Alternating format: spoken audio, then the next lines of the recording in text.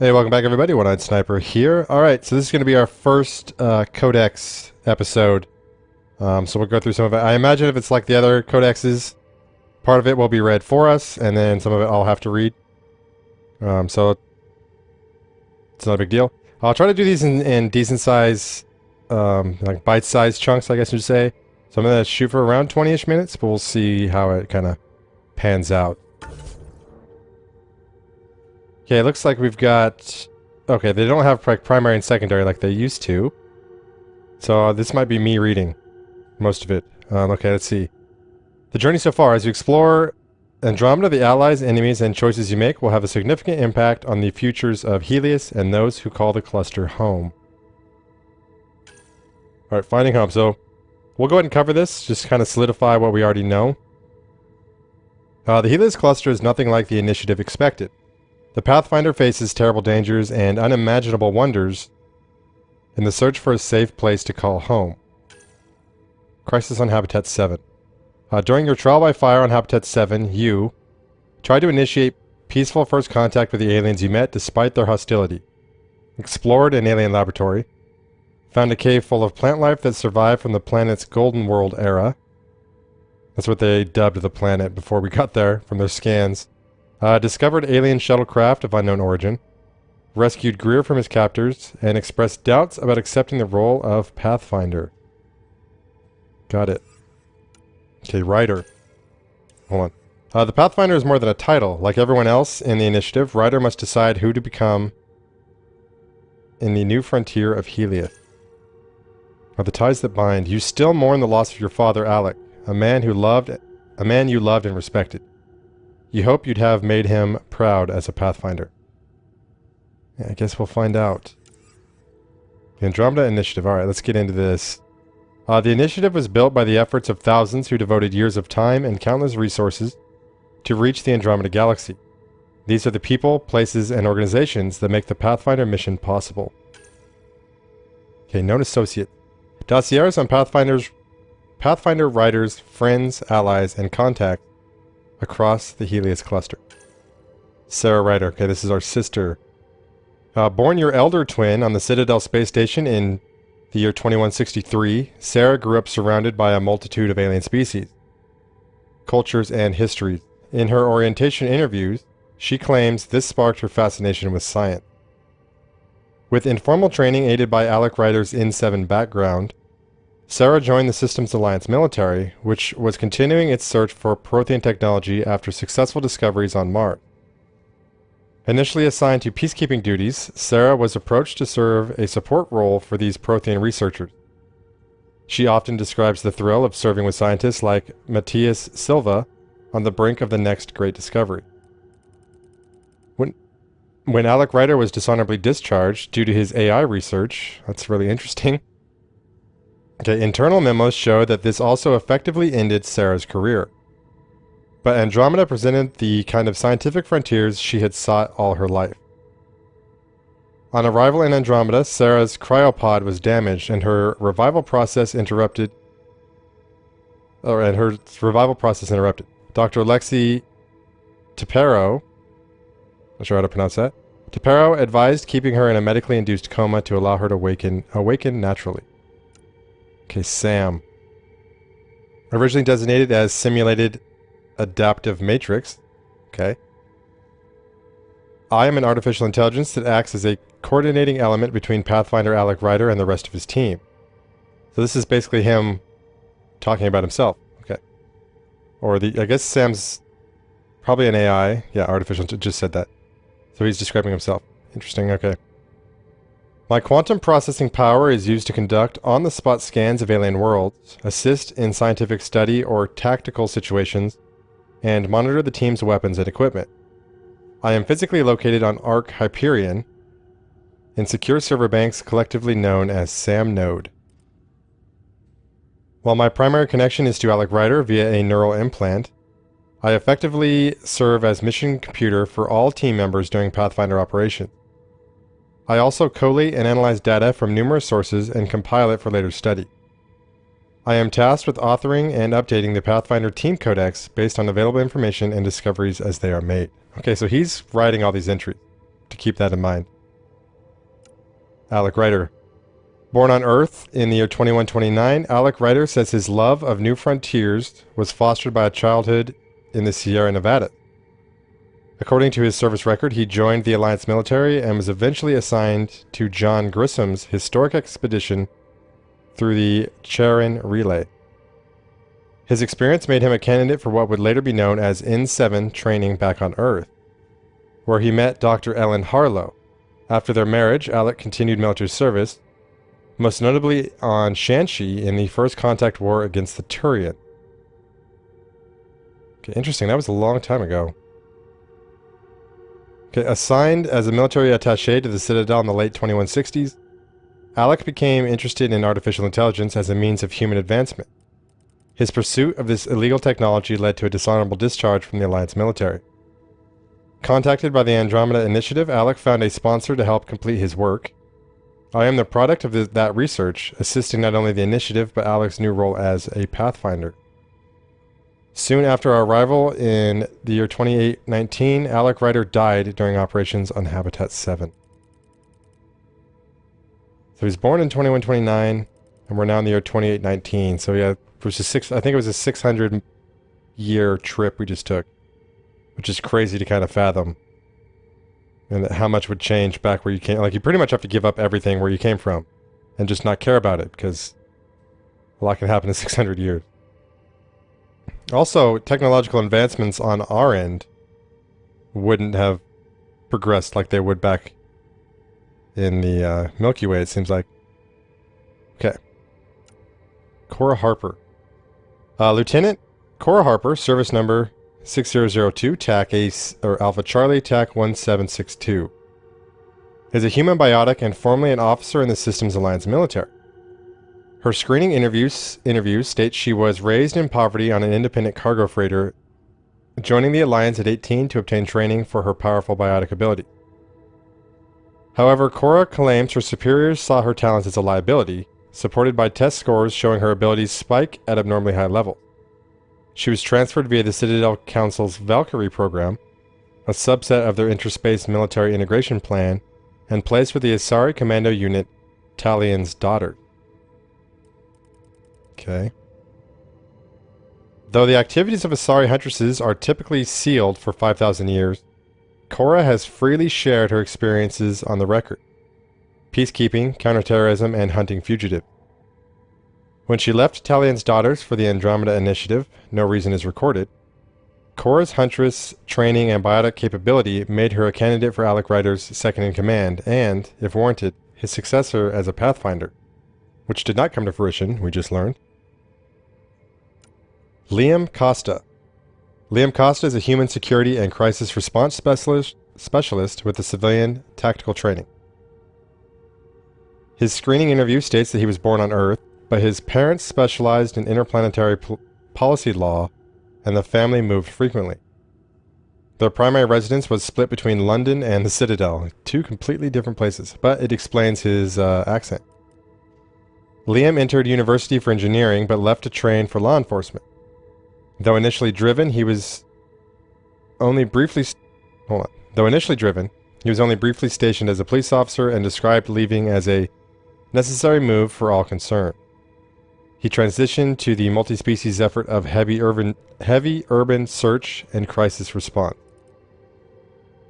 If Liam was disillusioned in law enforcement, service records show that was not mirrored in crisis response. The human contingent, Heavy Urban Search Terrain 1, reported that Liam performed exceptionally in all conditions. Liam says that this is when he learned of the Andromeda Initiative after meeting former Alliance personnel at a post-hostility relief action. His multidisciplinary skills set him apart, and Liam was handpicked by Alec Ryder to support the Pathfinder team. Okay, Dr. Ellen Ryder. Ellen Ryder, formerly Harlow, this would have been their mother, Alec Ryder's wife, was a pioneering design of bionic implants. In the 2150s, she was leading biomedical and cybernetic researcher at UFRJ in Rio de Janeiro. When human biotics began to emerge as a scientific field, Ellen found possible applications for her work in neuro-integrated wetware. Her early designs for biotic implants formed the framework for later L2 and L3 model. Ellen met Alec Ryder when he was posted to Rio for ICT, which is N7 training, before the First Contact War. She eventually joined Alec on the Citadel when he was posted there as a military attaché, and gave birth to fraternal twins on the station in 2163. Unfortunately, Element Zero, the catalyst for biotic mutations, is a hazardous material poorly understood in the early years of human biotic. After repeat accidental exposures, Ellen eventually developed a terminal neurodegenerative disorder, later known as AEND. In her final years, Ellen Ryder built what would later become the Pathfinder implant, designed to sync with the AI partner Alec Ryder was developing. Ellen died before my creation was fully realized. Okay, that is all of our associate. Okay, the initiative. We go back here. History, organization, and persons of note in the Andromeda Initiative. The Andromeda Initiative itself, brainchild of the visionary billionaire Gene Garson, the Andromeda Initiative was conceived as Garson's personal dream and a desire to prove humanity's capabilities beyond the military power demonstrated in the First Contact War. Garson officially began planning the initiative in 2172, announcing... Oh, I'm sorry. I don't know how I pronounce the name first, but it'd be Gene Garson. Anyways, announcing her ambitious goals of launching a pioneering colonization effort to Andromeda within 20 years. Internal reports showed the struggles that the early initiative faced. However, Gene Garson's personal stake and enthusiasm sustained the initiative until the early 2180s, when after a sudden influx of investment and a new marketing strategy, interest in the initiative grew afresh. Construction of the ARCs was completed rapidly thereafter, and the Andromeda Initiative officially launched in 2185. The initiative's mission statement is to bridge Andromeda and the Milky Way, create a sustainable, inclusive civilization, and push scientific development forward by century. In official literature, Gene Garson characterizes the initiative as continuing the search for humanity's next horizon. Yeah, definitely a bold move. Andromeda Initiative Golden World. Golden worlds are planets in Andromeda's Helios cluster that are either the strongest possible candidates for settlement or whose resources could bolster the initiative's chances at long-term survival. Based on survey data and long-term projections, some are believed to be golden worlds capable of supporting life. Others are mineral treasure trove that could supply fledgling colonies with vital resources. These worlds were designated habitats 1 through 7. While not generally used in planetary surveying, the term Golden Worlds was coined by the Andromeda Initiative's marketing team and has stuck ever since. Gotta love marketing. The initiative's early settlement strategy revolves around these Golden Worlds. The ARCs cannot sustain a population in stasis indefinitely, and the Nexus requires vast quantities of refined ore, helium-3, water, ice, and element 0. On the ground, Pathfinder surveys are essential to confirming quickly that the Golden Worlds are suitable for outpost. Okay, glossary of terms. A brief refresher of terms used in Andromeda Initiative literature. Ammunition block. A solid block of metal loaded into a gun. Sand-sized particles are sheared off by the gun's targeting mechanism and then fired as projectiles, allowing a single block to give ammunition for multiple combat encounters. Citadel. A massive ancient space station in the Milky Way that acted as the political-cultural center of the galaxy. Comm buoy. A communications buoy that relays data through corridors of mass-free space. Extranet. A publicly accessible information network across the Milky Way, akin to a planetary internet on a galactic scale. Such a network is slowly being developed in Andromeda while communications are established. A hard suit. An exploration/combat suit usually armored with titanium or ceramic plating, and equipped with kinetic barriers to protect against hostile fire and environmental hazards. Heatsink, also known as a thermal clip, a detachable coolant-filled sink used to prevent weapons from overheating. They must be ejected and replaced regularly during flight. So, going back up here, which is going to take me a minute. The ammunition block would have been the old style of weapons that could overheat, I believe. Where the heat sink weapons are what we would use now with thermal clip. And both are available, so I think you have to mod your weapon in order to get it to go back to the ammo block. Okay, flash forging. Immediate manufacture of a usually short-lived object from raw material. Using an Omni tool or other fabrication device, Omni blades are typically flash forged. Okay, that's what we use for melee. FTL is faster than light travel. I think we probably all knew that. Kinetic barrier, also known as a shield, used to repel fast-moving projectiles, hence kinetic, but does not defend against melee attack. High-gravity kinetic barriers protect starships from debris. Mass accelerator. A railgun that lowers the mass of a projectile and then hurls it at relativistic speeds. Sufficient acceleration allows even tiny projectiles to impact with tremendous force. Mass relay, a network of mass transit facilities across the Milky Way, used to immediately transport starships hundreds of light years. No such network exists in Andromeda. Alright, so we had to travel the old-fashioned way, which is just FTL. Metagel, a sterile medicinal salve that bonds to flesh, immediately sealing injuries against bleeding or infection. It can be removed from a small ultrasound. It can be removed with a small ultrasound pulse. I don't know why I couldn't say that. Manufacturing. Small-scale manufacturing of 30 objects, often on the battlefield or for emergency repair. Omnigel, a compound of alloys, ceramic, and other materials, suspended in semi-molten state. Used with an Omni tool to build 3D, not 30. So manufacturing small-scale manufacturing of 3D objects. Gotcha. Okay, used with an Omni tool to build small 3D objects almost instantly. OSD is an optical storage disk, can contain data or the blueprints and programming used in manufacturing. QEC, Quantum Entanglement Communications. Okay, we learned about that in Mass Effect 2, which is how we talked to the Elusive Man, I believe. Instantaneous communication using two particles that are linked at a quantum level. We've got two left here. Andromeda Initiative, Gene Garson. Founder of the Andromeda Initiative, Garson was one of the humanity's wealthiest and most eccentric entrepreneurs in the Milky Way. Her business interests were wide-ranging as she made her fortune from investments in a myriad of technology-related fields. Always a maverick, it was her vision of traveling to a new galaxy that set the Andromeda Initiative in motion. Ignoring skeptics and naysayers, Garson spent vast sums of money building or acquiring the necessary technology and ship to make the long voyage possible. It was a private venture entirely funded by Garson so as to remain free from any government oversight. Alright, that's interesting. In 2185, Garson began the long journey to Andromeda aboard the support hub, Nexus.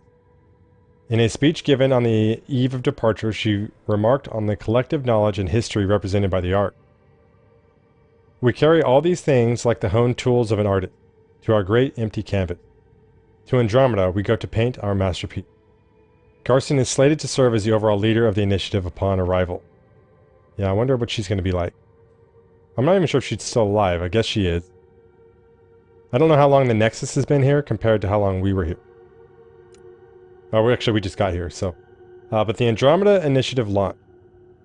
Intergalactic travel was the topic of extranet discussion in the Milky Way for centuries. Several Asari or Solarian-led expeditions were proposed over the years, but petered out due to lack of interest, insufficient funds, or engineering hurdles. The Andromeda Initiative's use of AI, like myself, allowed many of the technical problems to be solved, but invited disapproval from the Turian hierarchy and the Systems Alliance. Building a fleet of dreadnought-sized arcs with private funding required delicate negotiations with the Citadel Council, and the advanced technology essential to survival in Andromeda was often acquired by unorthodox means. Whoops. Official initiative records show that the Nexus departed first in 2185, escorted by a small squadron of fighters for protection, followed by 4 arcs that comprised the initial launch wave. Additional vessels were in development, including a Quarian-led ship accommodating multiple species, but construction was slow due to their diverse requirements and the second launch wave was delayed. Initiative observers remain optimistic. I still don't know how soon after the Nexus was departed that the arcs left. And we actually may finish the entire codex here. Yeah, we only have one thing left. Is that right? It is. Okay, so this... Oh, we have a lot left. Gotcha. Okay. Okay. So this will be our last one here. Role of a Pathfinder. Pathfinders are the tip of the spear for exploring new worlds. While planetary surveying is typically a long-term, multi-team process, the initiative found an alternative thanks to Alec Ryder's AI research. An individual equipped with the best training and technology available, and an AI partner that can run complex studies in seconds and 100 test simulations in a minute. With AI support, Pathfinders can determine within hours whether a planet is suitable for habitation, and direct the nexus as to what colonist block stands the best chance there. And direct the nexus as to what colonist block stands the best chance there. Okay.